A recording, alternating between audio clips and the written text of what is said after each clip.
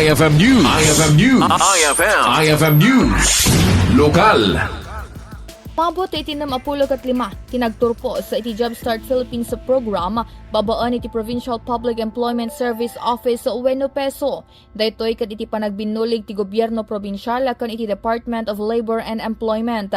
Tinasa a programa ket nangipaay karay iti agtutubo iti panagsanay tapno lalo pay a maasar iti skills dagitoy ken dimalan da iti career coaching nga agserbi into nagsapul da iti panggadana.